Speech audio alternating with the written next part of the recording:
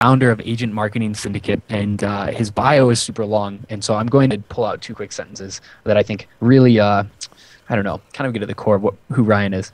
It's been said that Ryan Fletcher, quote, doesn't look like much, but clients who've earned millions as a direct result of his work know better than to underestimate him. After 47 straight rejections from medical school, Ryan took to real estate. Frustrated by only selling 2 homes in his first year, he pioneered a new approach to client attraction and creating exceptional value for specific clients, leading to a 2,100% increase in his year-to-year income from a little over $8,000 in his first year to $182,000 in his second year, working a fraction of the hours with all his clients coming to him, required to complete an application just to secure a phone appointment. So that's just a little bit of like when he just got started. And if you want to go on now, Ryan he's responsible for over $25 million in sales from the copy that he writes. I think, so if I take you back to, I always like to tell you how I got introduced to these guests. And Brian, you and I got introduced. Was it Chris that introduced us? Or Trevor? It was either Trevor or Chris. Trevor? I think Trevor Chris Mock introduced me to Chris? Dane, and then Trevor Mock introduced me to you. So I think that's the first connection. So this is like 2009, way back in the day. I was running Referral Squirrel. I think you had somewhat recently left Agora, and we had a phone call back when I was in Des Moines, and that was the first time that we talked. You know, fast forward 4 years later, Ryan came on our last mancation with us in January, where you got to hang out with the crew and have some fun. And here's what strikes me about Ryan and why you're about to have an incredible episode if you pay attention all the way through. Ryan's one of those people who can put you in a trance when he speaks, because he writes so much that it's so the ability to like keep people and keep their attention and deliver incredible content is so ingrained at the subconscious level. Ryan's ritual, his morning ritual, looks something like this. Wait, and correct me if this is still accurate or wrong, but this has been going on for about 3 years now, possibly longer. You can tell me the exact numbers. Wake up at 4 a.m., write copy until 7 a.m. 3 hours every single morning. That's what he's been doing. And that's why I think he's one of the absolute best in the world. And today we're going to be talking about copywriting and cults, I think. Sounds good. I feel like you just brought me upstage at a comedy club and told everybody how funny I am. Oh, no, not at all. I hope I can deliver. Dude, I mean, one of the things, this is what struck me about Ryan at our last mancation, is that teaching is just one of your gifts, man. If you hang out with him, you can't help but learn, because he knows so much. He knows more about copy than I've even scratched the surface on. So let's get it started. How's that feel? Let's roll. So, let's tell a little bit about how you came to realize how important copy is and what led you to that. And we'll start there, because some people who might be listening, you know, they might. When I first got introduced to copy, I didn't even know what it was. And if you're just getting started, you're about to learn why. Well, copy is one of the most important things you can do. But let's start on how you discovered that. Yeah, so for me, I got into real estate. I got rejected from medical school 47 times and got into real estate kind of by default. My parents, or I had family members in real estate, but personally, I had never taken a business or marketing class in my life. I wasn't a sales guy. I'd never read a sales book. I'd never sold anything in my life. And so that story of the entrepreneur at 4 years old going around setting up lemonade, that wasn't me. And so I wanted to go to medicine, and so I was always heavy into books, you know, biology, physics. I got that. But I got into real estate, and I had no clue. And so my first year I sold, I think you mentioned in the bio, you know, 2 homes, $8,000 in commissions. And 12 months later, I'm still broke, and I ended up taking a part-time job at UPS. And I remember I walk in, it was around Christmas time. I was the seasonal help at UPS as a box boy. And I have about $19 in my wallet. So I get to Barnes & Noble. I was going to buy my sister a book for Christmas. And somehow, and it sounds like fate, but I'm not a spiritual person, so but I walked through the sales and marketing like aisle, and the Dan Kennedy book was like leaned over to the side, you know, so you can walk through, and it caught the title, The Ultimate Sales Letter. I'm like, what the hell is that? So I pick it up and I start flipping through it. And at the time, like I said, I'm working at UPS. I don't know how to get clients, and why I even picked it up, I have no clue. But it did, and it said you could write a letter and get clients, and suspended my disbelief long enough to say, let's give it a shot. My sister didn't get a gift that year because I had $19. It cost like $14. You know, I think you could get it on Amazon for like 10 or 12, but retail it was like 17. And so I went back and I wrote a letter just following the basic formula, mailed it, and within the next like 60 days, it turned like $37,000 in commissions. And it all came down to niche marketing for the most part was the big angle. And over the next 12 months, generated about $180,000 in commissions and completely changed around my business. So that was really when I discovered copywriting. Now, well, I answer that question for you first, and then I'll tell you the rest. Keep going. All right, cool. So me, I've always been like a super addictive personality. Like real estate was a fallback. I didn't really enjoy it. I wasn't passionate about it. But I've always been super addictive whenever I found something that I like. So in high school, I went golfing one time with a buddy, and I never golfed growing up. And so he took me, and all of a sudden I was hooked. And like lunchtime, you had 30 minutes. I would drive 5 minutes to the driving range, golf 20 minutes, drive 5 minutes back, and barely make my next class. And so literally this happened for a couple of months. After that, I realized rich people play golf, not high school kids. And because I would get out from school and I would go immediately to the driving range or to a golf course, and $30, $40 a day when you're high school, you quickly go broke. Yeah. And so I just decided, it's why I've never tried drugs. I'm terrified if I actually liked it where they would lead. Yeah. I mean, I one time got addicted to Pepsi, and I have 97 pennies literally at the cash register, and I drop them. And they all look at you like you're insane. Like, what are you doing? And so I decided that if I'm going to do this copywriting thing, I'm going to go try to learn from the best. And so I had always heard Dan Kennedy and Gary Halbert and John Carlton and a lot of the big people that people know of in terms of copywriting talk about Agora. What I didn't know really is what Agora was or how many different divisions there were. But I knew that that's who I wanted to go write for. And so I found a posting from one of the divisions for a junior copywriter position.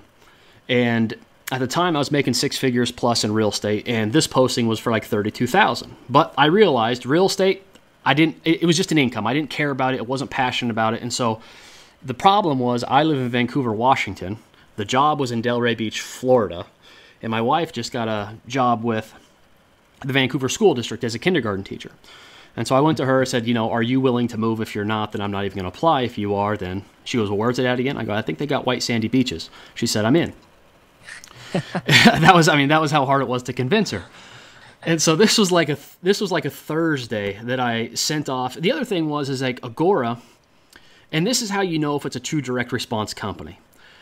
When you go to look for copywriting positions, you can tell whether it's Madison Avenue or true direct response. Because if it's Madison Avenue, they'll ask you to have a bachelor's degree in marketing and a portfolio of some kind and 5 years of experience. Agora was like, just kind of send us a sales letter, sell us something. And that was like the job posting. I was like, should I include like a resume? They're like, not really. We'll read it. If it's good, we'll call you. And so I sent it off like on Thursday. Tuesday, I got a call. Thursday, I was in Delray Beach, Florida. The next Tuesday, I lived in Delray Beach, Florida. And between then, I told my parents, I broke the news to them that I was moving 3,000 miles away, packed up all my stuff, left my wife behind at the time. She was going to finish out the school year, and then she came down in June. Now, what I discovered is that when you get there and you only know the name of Agora, which for those not familiar with it, it would be the equivalent of like Rolls-Royce or Michael Jordan in its respective field, at least in financial newsletter publishing, health, real estate opportunity, that kind of stuff. So I get there, and this is the part that, like, I almost got fired before I got started.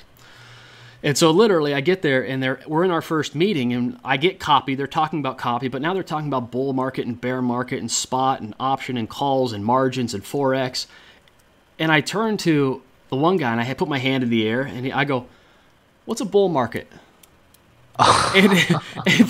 Like, this is how naive it was. I didn't understand anything about finances. Like, the financial markets were completely foreign to me.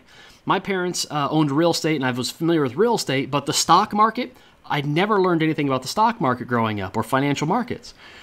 And so I just, ignorantly said, what's a bull market? And everybody just like, when you ask a question, you realize right away that you're an idiot. So everybody stares at me, and the room just goes silent. And the guy who hired me, like, after the meeting, he's like, he's like, maybe this isn't going to work out. And I'm like, dude, I already signed a 12-month lease. I got a place to stay here. I'm living here. I'm not leaving. I go, give me 30 days. I'm like, please, just give me 30 days. Let me write something. And so he goes, fine, you can write something. And so he assigns me this project, and it was a Forex service that I was going to sell. It was $2,500 a pop. Remind you, I know nothing about Forex. I had to have him explain what Forex was, foreign exchange. And so the next day, I'd always remembered that anytime you want to learn copy and be to control, you get your hands on all the previous controls, right? And you see what worked. And then, of course...